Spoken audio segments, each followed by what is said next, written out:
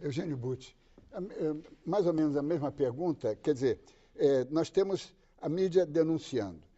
Algumas denúncias tinham fatos consistentes e o governo prontamente tomou as providências, como deveria acontecer. Não é?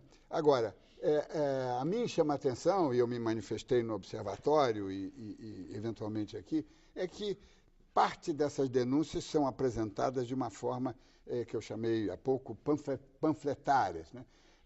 As ilações, as inferências, às vezes, ficam na frente do fato, da malfeitoria, ou do malfeitor, do eventual malfeitor. Não é? Como é que você vê o trabalho jornalístico? Quer dizer, se a imprensa conseguisse manter o seu nível de qualidade, você acha que esse clima beligerante poderia ser desarmado? É difícil ter certeza Sim, sobre um fato como esse, porque não depende de um agente ou mesmo de um grupo de agentes. Há uma tensão que cresce. Eu acredito, como disse o Vinícius, que é natural a tensão entre governo e imprensa, e o seu editorial no início do programa chamou a atenção para isso. Acho que ao longo de um processo eleitoral que se aproxima do final, nós temos um crescimento de tensão, mas eu penso que nós estamos diante de um paradoxo que precisa ser identificado. Não importa a coloração com que as reportagens vieram a público. Nós estamos dentro do campo legítimo do exercício da liberdade de expressão e da liberdade de imprensa. Vamos lembrar que um jornal tem direito de ser partidário.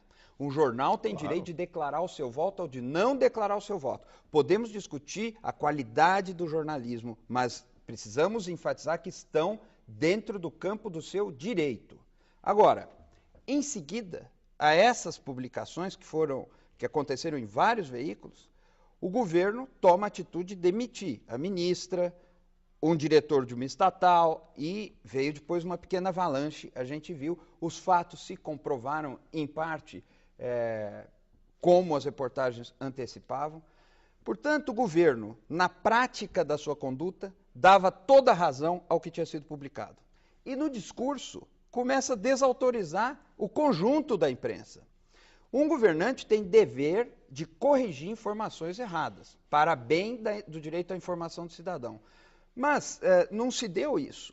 Houve uma fala de generalização do presidente da República, condenando, em geral, muitos veículos que se portam como partidos de oposição, nas palavras dele, e esse discurso contraria a prática do governo. Ou bem, as reportagens tinham razão, e por isso o governo tomou a medida que tomou, e ainda bem que tomou, ou bem, eram mentirosas e não era necessário demitir a ministra. Então, esse descompasso e a raiva com que ele veio a público é responsável de forma preponderante pelo clima de animosidade, porque o Estado não manteve a compostura no sentido da liturgia do cargo, como dizia um outro presidente da República. E isso cria instabilidade. Só que, e vamos voltar a isso no próximo bloco, é que o jornalismo precisa ter compostura também. A denúncia tem que ser feita. Não está proibido, mas convém que grandes órgãos de imprensa... Mas eu não quero te interromper, mas já interrompendo rapidamente, o jornalismo precisa ter compostura. Eu aprendi isso com você, entre outros professores que eu tive a felicidade de ter, mas se um jornalista ou um veículo deixa de ter compostura na opinião de um ou de outro, isso jamais pode justificar que nós partamos para um nível de agressão destemperada de autoridades públicas. Aí não tem... Vamos fazer uma pausa e voltamos daqui a pouco. Estamos de volta com o Observatório da Imprensa, que hoje debate as relações entre imprensa e governo. Queria fazer duas pequenas notas de rodapé. Né? Primeiro, dizer o seguinte: como nós estamos demonstrando, é possível divergir sem brigar, sem passar ódio, sem ameaçar, sem perder a compostura. E a outra observação que eu quero fazer é o seguinte, é que por que o resto da imprensa e o resto da mídia eletrônica não se discute? Por que só nós, a TV do Lula, tem a liberdade para discutir a imprensa? Isso é uma questão que a gente devia pensar um pouco sobre isso. Agora e eu quero dar preferência à participação do telespectador.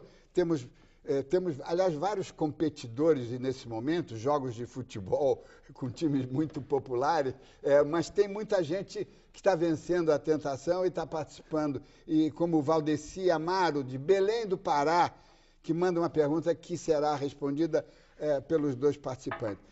Será que o que aconteceu no Tocantins, com a tentativa de censurar a imprensa, mostra a tentação de governos, de governantes seria, de reprimir os meios de comunicação, Vinícius? Não sei exatamente se o que aconteceu lá partiu do Executivo ou partiu do Judiciário. Né? Do Judiciário, O Executivo entra com uma ação e... Então talvez seja bom, porque eu não sei exatamente o que aconteceu. Por favor. Não, um ponto que eu queria deixar registrado é o seguinte: essas declarações do presidente da República, no meu modo de ver, há outras opiniões, mas elas não ameaçam a ordem democrática. Acho que o presidente está dentro do seu campo de direitos também. Ele tem direito de falar bobagem, e está falando bobagem, mas ele não está cometendo um crime, não está extrapolando os direitos que ele tem, mas está indo além do que ele deveria dizer. Ele deveria zelar pelo equilíbrio, pela serenidade do processo eleitoral e tudo mais.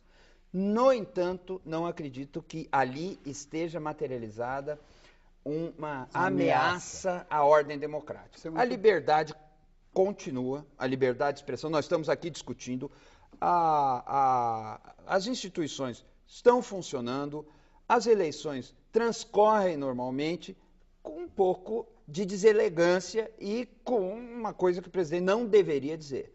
Agora, essas medidas do Poder Judiciário são diferentes. Elas não vêm do Poder Executivo. Mas esse desembargador do Tocantins, ele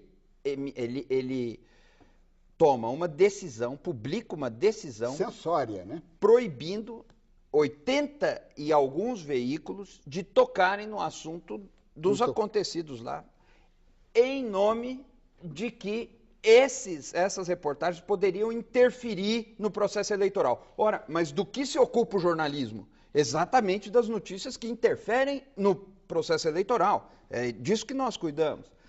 Agora, como a medida foi tomada pela Justiça Eleitoral, que é mais ágil, mais veloz, isso foi revertido em poucas horas e por 4-2 os desembargadores derrubaram essa censura, que é uma loucura. Eu disse que isso é um enlouquecimento do organismo e sustento isso. Como é que uma autoridade judiciária proíbe 80 e tantos veículos de tocar num assunto que é de o mais óbvio interesse público?